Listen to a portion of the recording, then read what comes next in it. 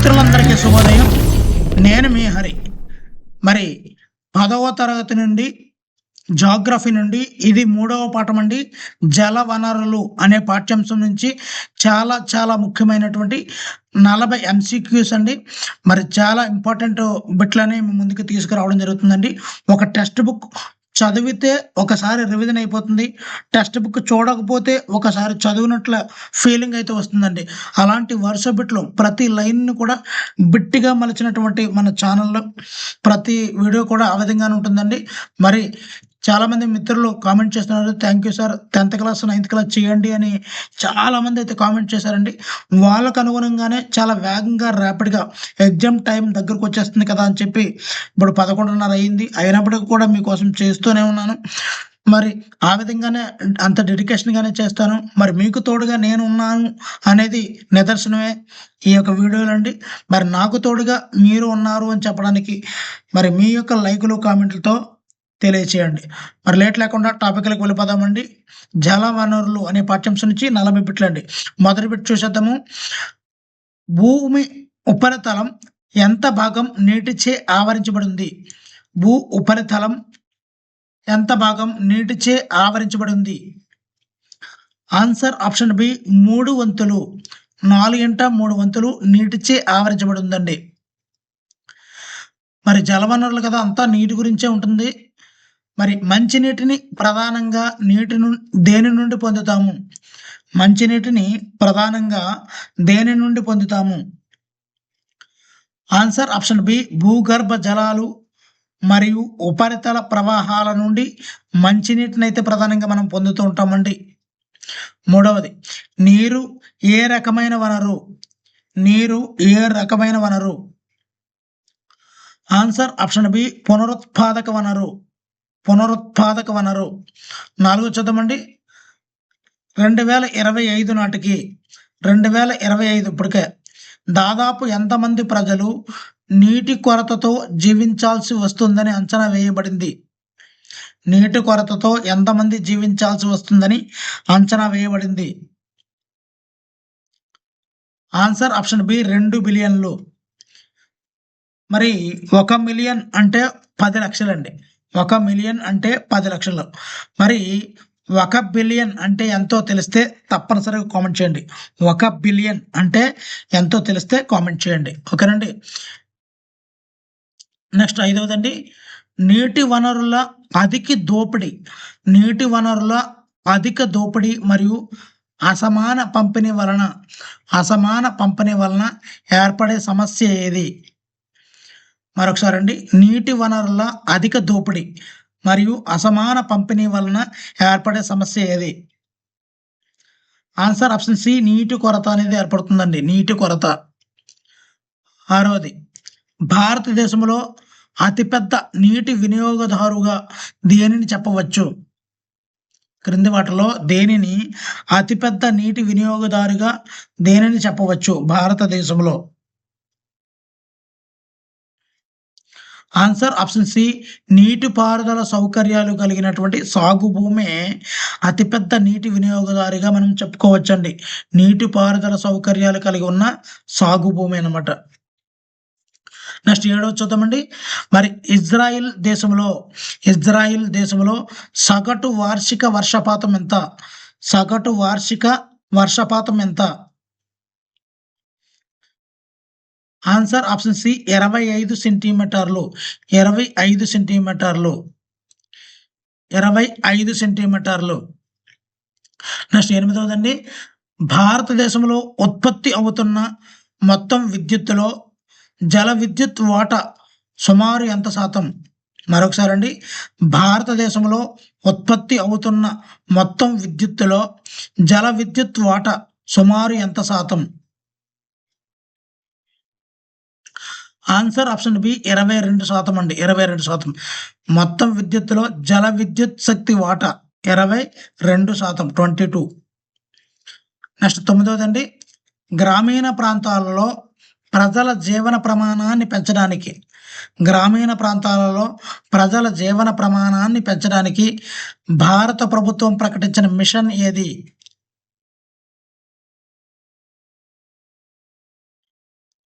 Answer option B JJM అంటే Jal Jeevan machine. గ్రామీణ ప్రాంతాల్లో ప్రజల జీవన ప్రమాణాన్ని పెంచడానికి భారత ప్రభుత్వం ప్రకటించిన మిషనే ఈ Jal Jeevan machine. Next 10వదండి, Jal Jeevan machine. Jal Jeevan machine లక్ష్యం ప్రకారం ప్రతి గ్రామీణ కుటుంబంలోని ప్రతి వ్యక్తికి కూడా రోజుకి ఎన్ని లీటర్ల మంచినీటిని అందించాలి? గ్రామీణ కుటుంబంలో ప్రతి వ్యక్తికి రోజుకి ఎన్ని లీటర్ల మంచినీటిని అందించాలి? ఆన్సర్ ఆప్షన్ బి 55 లీటర్లు అండి. ప్రతి వ్యక్తికి కూడా 55 లీటర్ల మంచినీటిని అందించాలి. దేని లక్ష్యం అండి ఇది? జేజేఎం అంటే Jal Jeevan machine.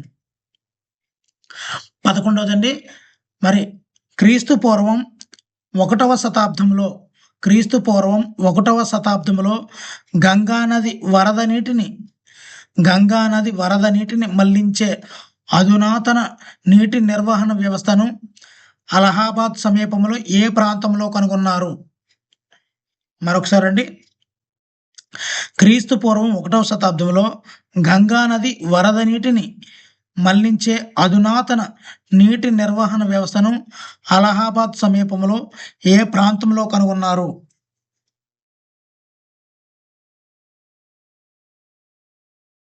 Answer option C శృంగవేరపురం.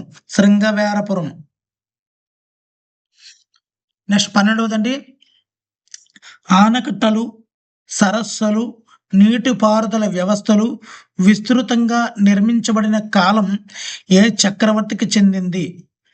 ఆనకట్టలు, సరస్సులు, నీటిపారుదల వ్యవస్థలు విస్తృతంగా నిర్మించినటువంటి కాలం ఏ చక్రవర్తికి చెందింది? అందుకే గుప్తుల కాలాన్ని స్వర్ణయుగం అంటారండి. ఎందు గురించి అంటే వాళ్ళు ఇటువంటి ఆనకట్టలు, సరస్సులు, నీటిపారుదల వ్యవస్థలు బాగా చేయడం జరిగింది. అందుకే మరి ఆ కాలం చక్రవర్తి ఎవరు అంటే ఆన్సర్ ఆప్షన్ బి చంద్రగుప్త మౌర్యుడు.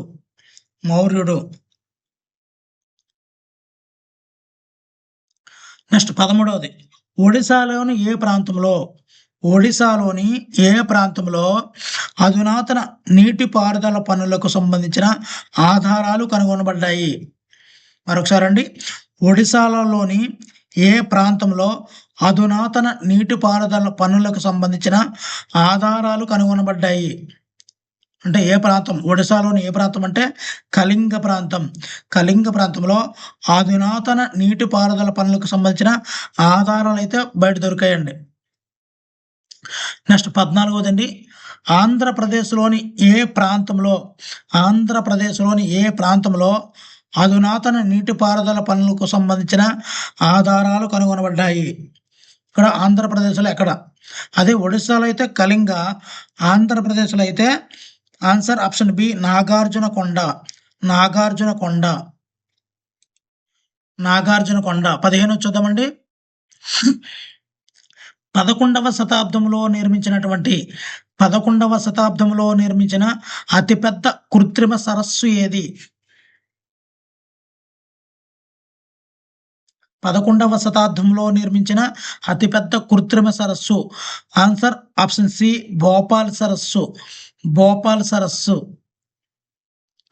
16వదండి, 14వ శతాబ్దంలో సిరికోట ఆ ప్రాంతానికి నీటి సరఫరా కోసం, మరొకసారి అండి, 14వ శతాబ్దంలో సిరికోట ఈ ప్రాంతానికి నీటి సరఫరా కోసం ఢిల్లీలోని హౌజ్ ఖాన్ ఈ ప్రాంతంలో చెరువును నిర్మించిన వారు ఎవరు? ఇక్కడ గుర్తుపెట్టుకోండి, ఢిల్లీలోని హౌజ్ ఖాన్ ప్రాంతంలో చెరువును నిర్మించిన వారు ఎవరు? ఢిల్లీలోని హౌజ్ ఖాన్ ప్రాంతంలో చెరువుని నిర్మించిన వారు ఎవరు? Answer option B Iltutmish. 17వదండి, నేటి ఆనకట్టలను బహుళ ప్రయోజనాల కారణంగా ఏమని పిలుస్తారు?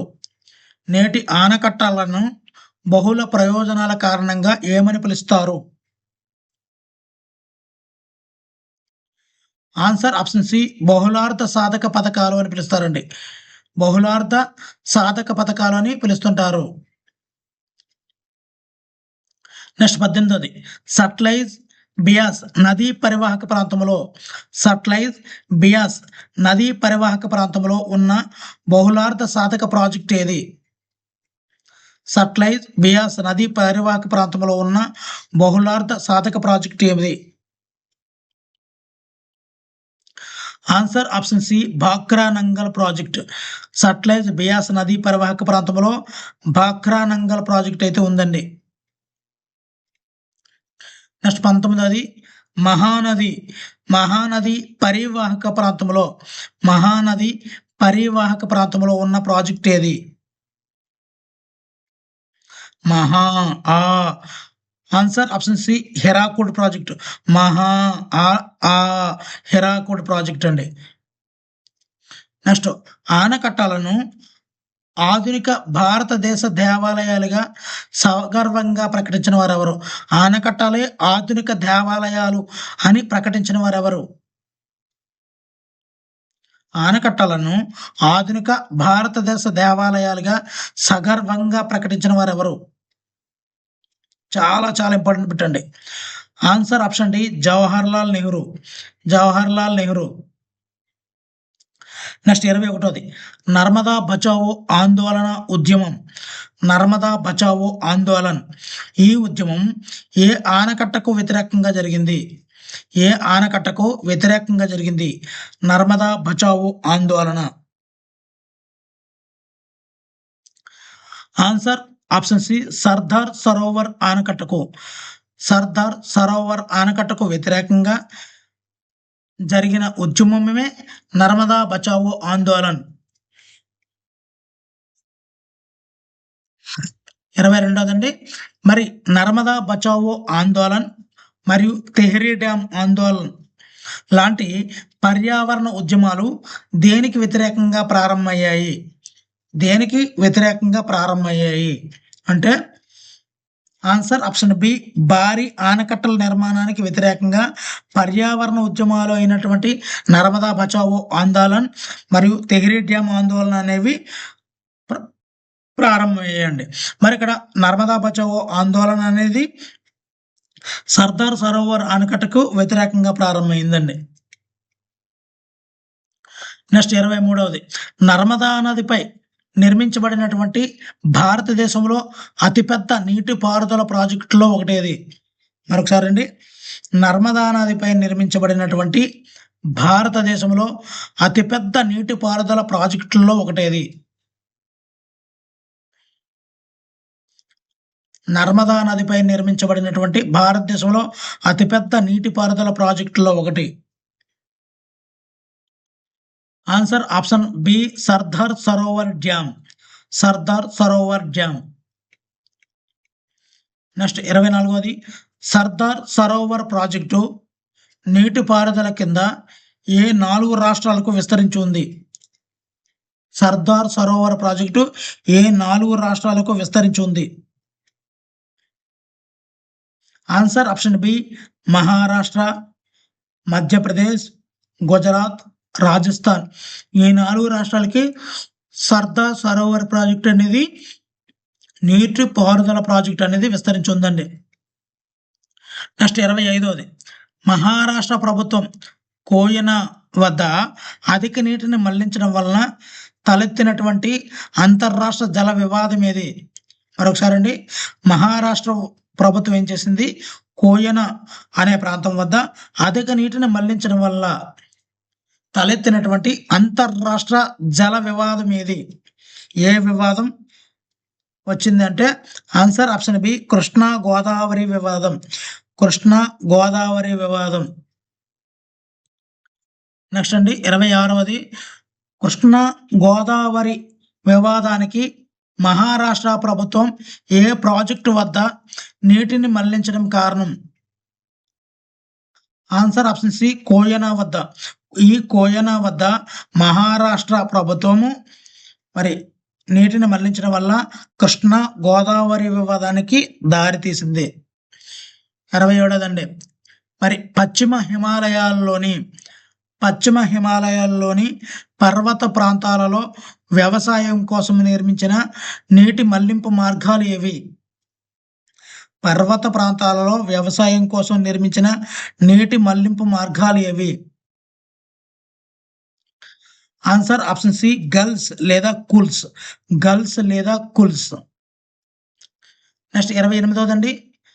రాజస్థాన్లో తాగునీటిని నిల్వ చేయడానికి రాజస్థాన్లో తాగునీటిని నిల్వ చేయడానికి సాధారణంగా ఉపయోగించే సాంప్రదాయ పద్ధతి ఏది?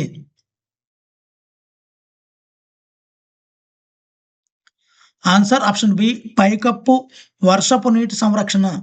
పైకప్పు వర్షపు నీటి సంరక్షణ. నెక్స్ట్ అండి 29ది. జైసల్మేర్ జైసల్మేర్లోని శుష్క ప్రాంతాలలోని వర్షాధార నిల్వ నిర్మాణాలు ఏవి? వర్షాధార నిల్వ నిర్మాణాలు ఏవి? Answer option C khadins. జైసల్మేర్లోని శుష్క ప్రాంతాలలోని వర్షాధార నిల్వ నిర్మాణాలు ఖాదీన్స్. 30దండి. రాజస్థాన్లోని ఇళ్లలో తాగునీరు నిల్వ చేయడానికి ఉపయోగించే రాజస్థాన్లోని ఇళ్లలో తాగునీరు నిల్వ చేయడానికి ఉపయోగించే భూగర్భ ట్యాంకులను ఏమంటారు? చాలా ఇంపార్టెంట్ బిట్లండి ఇవన్నీ. భూగర్భ ట్యాంకులను ఆన్సర్ ఆప్షన్ సి టంకాలు అంటారు. రాజస్థాన్లో ఇళ్లలో తాగునీరు నిల్వ చేయడానికి ఉపయోగించే భూగర్భ ట్యాంకులను, ఏ మామూలు ట్యాంకులు ఎందుకు పెట్టరు అంటే ఇక్కడ రాజస్థాన్లో వేడి ఎక్కువ ఉండడం వల్ల ట్యాంకుల్లో పెడితే ఆవిరైపోతాయని భూగర్భ ట్యాంకులను ఏమంటారు అంటే టంకాలు అంటారండి. 31ది. రాజస్థాన్లోని కొన్ని ప్రాంతాలలో వర్షపు నీటిని స్వచ్ఛమైన సహజ నీరుగా పరిగణించి ఏమని పిలుస్తారు? వర్షపు నీటిని స్వచ్ఛమైన సహజ నీరుగా పరిగణించి ఏమని పిలుస్తారు? Answer option B palar pani. Palar pani. Palar pani. 32ది. ప్రపంచంలోని అత్యధిక వర్షపాతం నమోదయ్యే ప్రాంతాలకు దగ్గరగా ఉన్నప్పటికీ నీటి కొరతను ఎదుర్కొంటున్న రాష్ట్ర రాజధాని ఏది? ప్రపంచంలోని అత్యధిక వర్షపాతం నమోదయ్యే ప్రాంతాలకు దగ్గరగా ఉన్నప్పటికీ నీటి కొరతను ఎదుర్కొంటున్న రాష్ట్ర రాజధాని ఏది? Answer option B Shillong. మరి షిల్లాంగ్ అనేది ఏ రాష్ట్ర రాజధాని? రాష్ట్ర రాజధాని అన్నాడు కదా, ఏ రాష్ట్రధాని తెలిస్తే తప్పనిసరిగా కామెంట్ అయితే చేయండి. యాక్టివ్గా ఉండడానికి ట్రై చేయండి. మధ్య మధ్యలో ఇలాంటి క్వశ్చన్లు అయితే వేస్తుంటాను. నెక్స్ట్ 33వదండి. మరి షిల్లాంగ్లోని ఇళ్లలో పైకప్పు వర్షపు నీటి సంరక్షణ ద్వారా దాదాపుగా ఎన్ని శాతం నీటి అవసరాలు తీరుతున్నాయి? ఎంత శాతం నీటి అవసరాలు తీరుతున్నాయి? ఇక్కడ షిల్లాంగ్లోని ఇళ్లల్లో పైకప్పు వర్షపు నీరు ఉంటుంది కదా, వాటిని సంరక్షించడం ద్వారా దాదాపు ఎంత శాతం నీటి అవసరాలు తీరుతున్నాయి అంటే ఆన్సర్ ఆప్షన్ బి 15 నుండి 25%. 15 నుండి 25%. 34వదండి. పశ్చిమ రాజస్థాన్లోని వర్షపు నీటి సంరక్షణ అలవాటు తగ్గడానికి కారణమైన కాలువ ఏది? అంటే అప్పటి వరకు వర్షపు నీటిని సంరక్షించుకునేవారు, అలాంటిది ఆ అలవాటు తగ్గిపోయింది. దానికి కారణమైనటువంటి కాలువ ఏది? ఒక కాలువ ఉంది, అది ఆన్సర్ ఆప్షన్ సి ఇందిరాగాంధీ కాలువ. దీనివల్ల వర్షపు నీటి సంరక్షణ అలవాటు అనేది ఈ పశ్చిమ రాజస్థాన్లో తగ్గిపోయింది అనమాట. 35వదండి. కర్ణాటకలోని ఏ గ్రామం పైకప్పు వర్షపు నీటి సంరక్షణ పద్ధతిని అనుసరించి నీటితో సమృద్ధిగా ఉన్న గ్రామంగా గుర్తింపు పొందింది? నీటితో సమృద్ధిగా ఉన్న గ్రామంగా గుర్తింపు పొందింది. ఆన్సర్ ఆప్షన్ బి గండత్తూర్ అంటారండి. గండత్తూర్. 36వది. వెదురు గొట్టాలను ఉపయోగించి నీటిని సరఫరా చేసే 200 ఏళ్ల నాటి పురాతన విధానం ఏ రాష్ట్రంలో ఉంది? Answer option B Meghalaya. వెదురు గొట్టాలను ఉపయోగించి నీటిని సరఫరా చేసే 200 ఏళ్ల నాటి పురాతన విధానం అనేది మేఘాలయలో ఉంది. నెక్స్ట్ 37ది, తగినంత నీరు అందుబాటులో ఉన్నప్పటికీ నీటి కొరత ఏర్పడడానికి ఒక కారణం ఏమిటి? ఆన్సర్ ఆప్షన్ బి నీటి నాణ్యత లేకపోవడం. 38దండి, జవహర్లాల్ నెహ్రూ ఆనకట్టలను ఆధునిక భారతదేశ దేవాలయాలు అని పిలవడానికి ప్రధాన కారణం ఏమిటి? జవహర్లాల్ నెహ్రూ ఆనకట్టలను ఆధునిక భారతదేశ దేవాలయాలు అని పిలవడానికి ప్రధాన కారణం ఏమిటి? ఆన్సర్ ఆప్షన్ బి వ్యవసాయ మరియు గ్రామీణ ఆర్థిక వ్యవస్థలను పారిశ్రామికీకరణ మరియు పట్టణ వృద్ధితో అనుసంధానం చేయడం వల్ల ఆధునిక భారతదేశ దేవాలయాలుగా ఆనకట్టలను పేర్కొన్నారు జవహర్లాల్ నెహ్రూ గారు. 39దండి, సిల్ట్ అంటే ఏమిటి?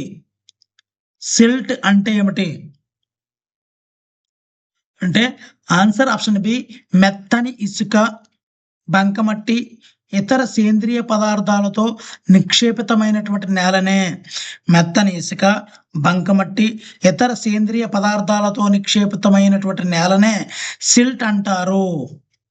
ఓకేనండి, మరి ఈ వీడియోలో చివరి పెట్టండి. ఇంకా మిత్రులు చూస్తున్నారు కానీ లైక్ చేయలేదు, దయచేసి లైక్ చేయండి, ఎంతో యూజ్ఫుల్గా అయితే ఉంటుంది.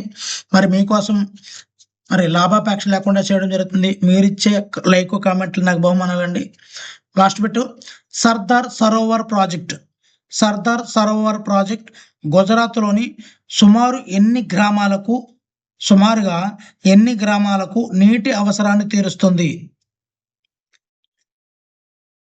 సర్దార్ సరోవర్ ప్రాజెక్ట్ గుజరాత్లోని సుమారు ఎన్ని గ్రామాలకు నీటి అవసరాన్ని తీరుస్తుందంటే ఆన్సర్ ఆప్షన్ సి 9490 గ్రామాలు. 9490 గ్రామాలు. వీడియోలో ఉన్నటువంటి బిట్లు నచ్చితే తప్పనిసరిగా లైక్ చేయండి. ఇలాంటి మరిన్ని వీడియోల కోసం ఛానల్ సబ్స్క్రైబ్ చేసుకోండి. Thank you for watching. Me Hari signing out.